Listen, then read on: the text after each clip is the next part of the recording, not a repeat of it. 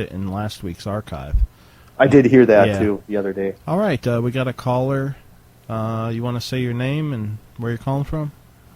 Hi there, can you hear me okay? Yeah. Yes. Cool. Yeah, it's Steve. Remember me from last time?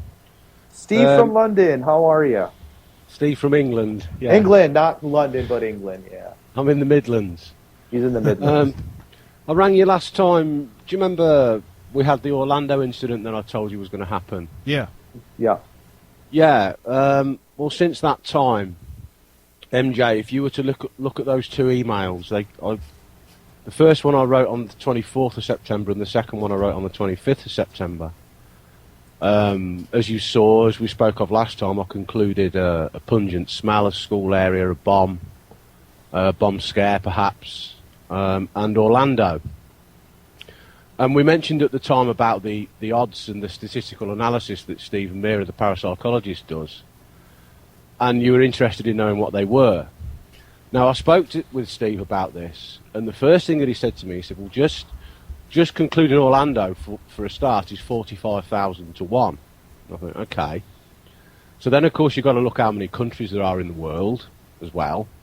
Then the school area, you've got to look how many schools there are in the United States, let alone in the Orlando area. Then you've got to look at the odds of me having a pungent smell which led me to a bomb scare, etc., etc. So we started with 45,000 to 1, and by the time we got midway through the conversation, I just started laughing and said, well, because it was millions, millions to 1 for that one incident. Now, in those two emails, and they're only sort of, MJ, if you could dig them up, or if you got them there with you, you'll see there's about, what, 8 or 9 paragraphs, not particularly big paragraphs either. Right. Also, within those emails, you will see that there are at least 20 mentions or more of cars, and some of them being American, i.e. Play, etc.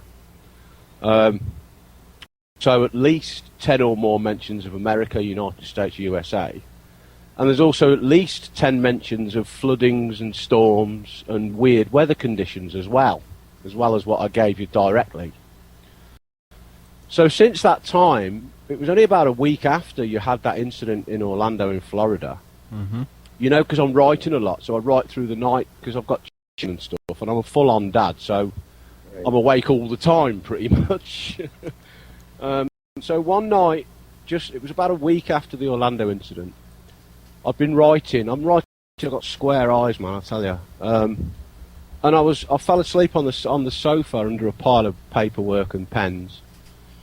And I woke in the morning, and I'd left the television on. And the first thing I was greeted with, because it was on a news, there'd been a pile-up of vehicles on a motor. You call them highways, don't you, motorways? Yeah. Yeah, Harley's up here, oh yeah. And this also was in Florida. And I thought, loads of cars, and they were all mangled up because they'd all slid into one another. 90-odd vehicles. And this incident was caused by a freak downpour of rain nobody could see. Yep. And rather than slow down, they just piled into one another. Yep. I thought, that's interesting. You know, there's lots, as I've just said to you, all these mentions of cars, America, and strange weather, etc. And there it was in my face again. I thought, okay. So now, since I've been doing these little radio gigs with yourself and a few over here in Britain, I've had a few people from around the world contacting me with various sources, and most of them are freaked by what's happening to them. Now, you'll recall in the first interview that I did with you that my calling began at 22 minutes past 2 in the morning, somewhat 15 years ago now. Right. And this number 222 follows me everywhere. Mm-hmm. Same here. It would appear that this doesn't just happen to me. This is happening to a lot of people around the world, and a few people in the United States. Now, one person, Amy, she lives on the West Coast. It was happening to her. And this is one of the great things about what I can do, because she was burdened by it. It was bothering her. And she heard me speaking on one of the shows that I did, and she contacted me. and 222 follows her around as well. I said, well, baby, listen, the first thing you got to do is out on this, because the more that you stress about it, if something's calling you, if you put up, it's like if someone's at your door and banging on your door, you can ignore them, they'll go away. It doesn't work like that spiritually. If someone's banging on your door, if you don't answer it, eventually they'll kick it down. Mm-hmm. So you have to meet it halfway. Mm-hmm. So I kind of, I passed them, if you will, without sounding pretentious there. But and she has actually chilled out on it and accepted it and thanked me and said that she felt unburdened when she heard me talking. So that was good. And then, so back to these emails. There's another guy that contacted me. He's a big. He's got muscles on his muscles. He's a huge guy. He lives in New York, and he contacted me with a similar kind of story. So again, I mean, obviously I didn't call him baby. I said, mate, what you need to do, I said to Amy, you need to calm down with this. You need to accept. The first thing that you need to do is know. Don't believe it. Don't look outwardly. Look inwardly. Know in your heart that there's more to this life than you. As soon as you accept that, things start to change. Yeah. And he did calm down a bit. So anyway, because he lives in New York, I was obviously drawn to what was happening on the news because it was battered by this storm. Initially, I didn't take a lot of notice of that because you have quite a lot of freaky weather out there in the States, don't you? Indeed, yeah. Oh, we do. Oh, yeah. Yeah, I'll see. I'll catch it on the news over here, watching it, thinking, God, beautiful country getting battered by weather like that. Again, yeah. So anyway, I was obviously looked at that because he lives there, So I kind of, because I befriended him. I like to help people, Yeah. And so I was just watching this thing, and I didn't initially take that much notice because obviously, again, you have a lot of this kind of weird weather over there, don't you? I thought, well, the reporter had said that this was the worst storm the United States had ever had in terms of how powerful it was. Because didn't it meet up with some other weather conditions which made it even worse? This thing. And I'm thinking to myself, well, here's America again. Here's loads and loads of freaky, stormy weather and stuff. And also on this, throughout this time, because I'm psychic 24/7, it doesn't switch off.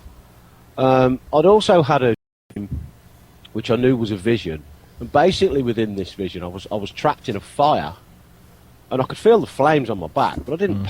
I just kind of kicked my way out and jumped out and sort of landed on this wall and got away from this thing.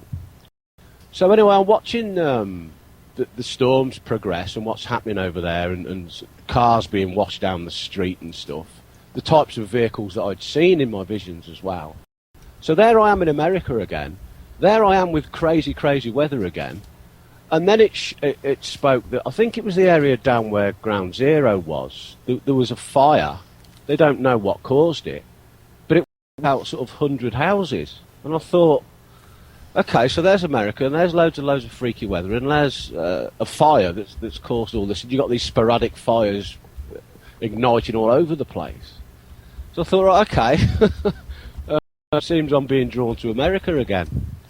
And it's weird because initially, these visions that I've been having this year, if we go back to sort of March time, I had a very strong vision. And in this vision, the elements were there because I was back at my childhood.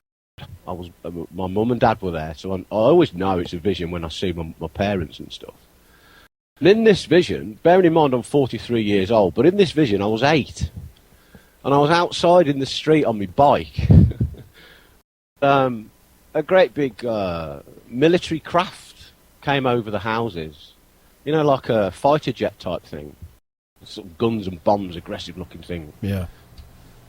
Out of sight it crashed and a big puff of smoke went up in the air. Big black plummet of smoke. And I thought, okay. Well, I'll see where this is going. And then, for consecutive nights, I dreamt that I was in America, and I was going to some flats or apartments, as you'd call them, type things. Mm-hmm.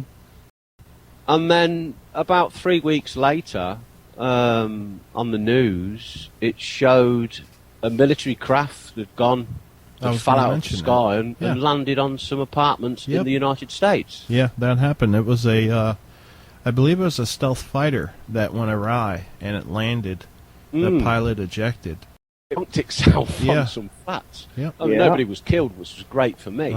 But when I saw the footage, the flats were the exact ones that I'd seen. The plane was the exact type that I'd seen. Even the smoke plummeting up into the sky was exactly what I'd seen. Yep. So I thought, well, okay, so I'm being pulled into America for some reason. And then this gig come up with you a few months ago, and I was pulled back there again to give you a direct prediction like I did. In those emails, if you look at the news footage and you look at all these key words that I use, if you pull out all these key words, all that you'll be left with is connected words like is, and the. Yeah. So it's been a very, very weird time for me again.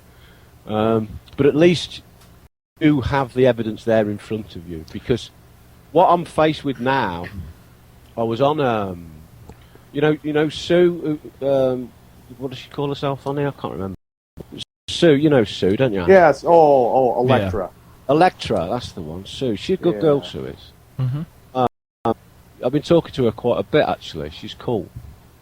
So I've been kind of tracked by a few people that have got various things going on. Sue's had some stuff going on. I've been able to help her to sort of calm down a bit as well. So that's the positive side of it. And I just wanted to say as well, Jamie, you know, your guy that rung in, the first guy you spoke to there, your mate. Yeah. He's having some stuff going on. He's more than welcome